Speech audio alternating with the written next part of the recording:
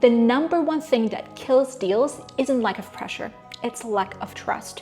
Push too hard and people shut down. They smell it instantly. They build walls. So no, you don't need to channel your inner stockbroker from the 80s to be good at sales. You need awareness, emotional intelligence, and consistency. If you've been thinking about getting into tech sales, maybe you've heard people talk about it, maybe you've seen the salary ranges and thought that actually sounds really interesting, there's a good chance a few misconceptions have already snuck into your head. They usually come from outside the industry, from friends, old school sales stereotypes, or random online comments, yes those, from people who've never actually done the job. And those myths, they quietly stopped a lot of talented people from even trying. They overthink it. They assume they're not qualified. They tell themselves maybe later. So I wanted to make this video to clear up the 3 biggest myths I keep hearing, the ones that keep really capable people stuck on the sidelines instead of starting their journey. Because I've been in tech sales for over 12 years. President's Club, awards, millions in deals closed, and after coaching dozens and dozens of people into the first roles, I can tell you these myths are not just outdated, they're flat out wrong. And if you actually talk to people in the field or look behind the curtain, you'd see how much the industry has evolved, how modern, collaborative, and creative it really is. So today, we're going to break down the top 3 myths about tech sales that are holding people back. And I'll show you what's actually true. So let's dive in. Myth number 1, you have to be technical. This is a myth that paralyzes most people. They see the word tech and think, oh no, I'll have to learn to code before I can even apply. Like we're all in dark rooms building servers while pitching to clients on the side. Let me stop you right there. I've been in tech sales my entire career and I'm not technical. I've sold products whose technical architecture still remains a mystery for the most part. And you know what? It doesn't matter because our job is not to code, it's to solve business problems. We focus on outcomes, not technical jargon. In 90% of tech sales roles, SDRs, BDRs, account executive, your value is in understanding the business context. What pain does your product solve? How do you articulate that clearly to a decision maker?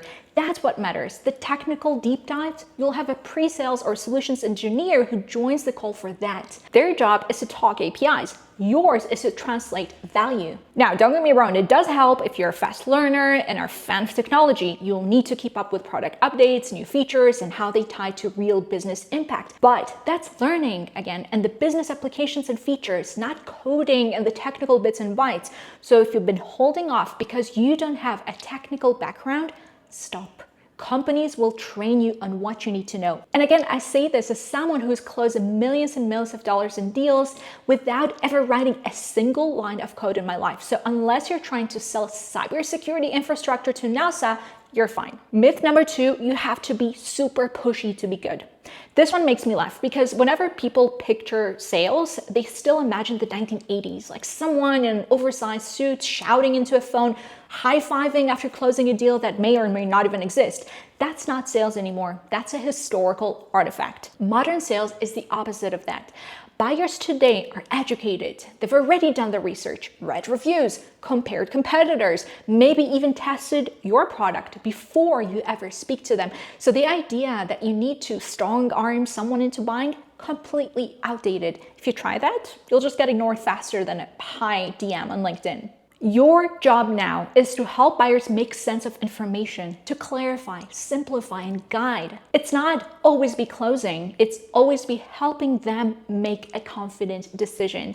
And let me tell you from my own experience, I'm not the stereotypical, pushy, annoying salesperson. That's not my personality at all. My tone is calm, collaborative, curious. I come from a place of trying to genuinely understand my buyers, and they feel that. Many of them on calls actually tell me, you're different. You feel like a partner, like an advisor. We trust you. You understand us. You're not like those other salespeople who just chase us mindlessly without adding value. And that's the key. Buyers want to speak to people who make them feel heard and understood. Let me ask you, do you want to talk to someone who is aggressive, high pressure, and clearly just wants to close a deal at any cost?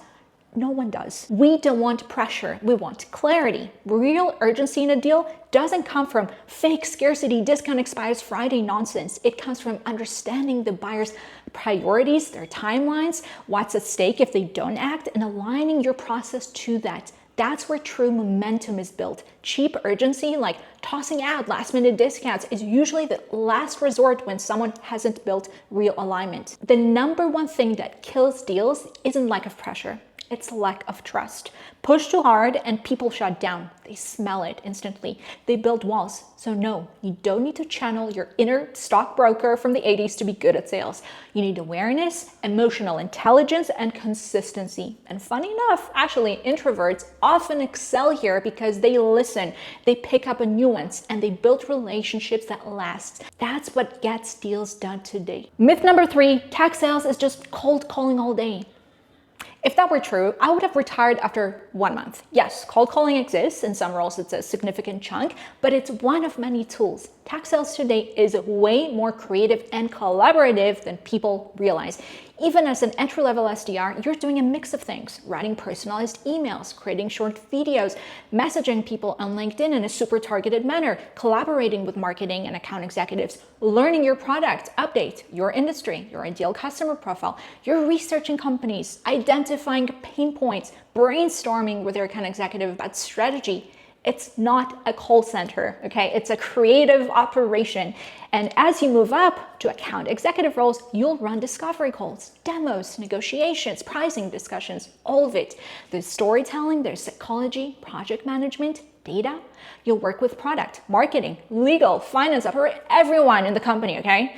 And to share from my own perspective as an account executive for 12 years, my days are super varied. Some mornings I'm deep in research mode, learning about a new client's business model. Other times I'm strategizing with product about upcoming features or giving feedback based on what I'm hearing from customers. There is lots of creative work, crafting pitches, building slides, and analytical work, forecasting, reviewing pipelines, checking data, you name it. It's a role that stretches your brain in every direction, and that's exactly why I love it. I would hate a job where I just repeat the same script all day or where every day feels identical. Most people would. You'd get bored so fast. But tech sales is not like that. It's dynamic, evolving, and full of variety. You're constantly learning, experimenting, and collaborating. So if you've been picturing yourself stuck in a cubicle, cold calling strangers for 8 hours, delete that image. That's not this. Not anymore. So let's wrap this up. You don't need to be technical. You don't need to be super pushy. And you definitely won't just be cold calling for 8 hours straight every day. What you do need is strong communication skills, presentability, problem-solving skills, adaptability, and lots of action and resilience. And if you can bring that, this career can completely change your life. I've seen people go from hospitality and education to tech sales earning 80, 90, 100K in their first year. So if you're serious about getting into tech sales, your next step isn't to wait. It's to start preparing, start scaling up, polish your resume, learn how to position your story, practice your mock interviews, very important, because every hour you spend preparing now will make the process faster and smoother very, very quickly. And if you want something structured to help you do that, that's exactly why I built my online academy, Step Into Tech Sales. It's a fully recorded program designed to take you from 0 to 100% prepared, to help you stand out, learn exactly what matters, and expedite your entire journey into tech sales. But either way, don't let outdated myths decide your future. Tech sales today is smarter, more human, and way more creative than people think. So what's a myth that used to hold you back until this video? Drop it in the comments. I read every single one and I respond. And subscribe if you want more real-world insider advice for tech sales. No fluff. So see you in the next video.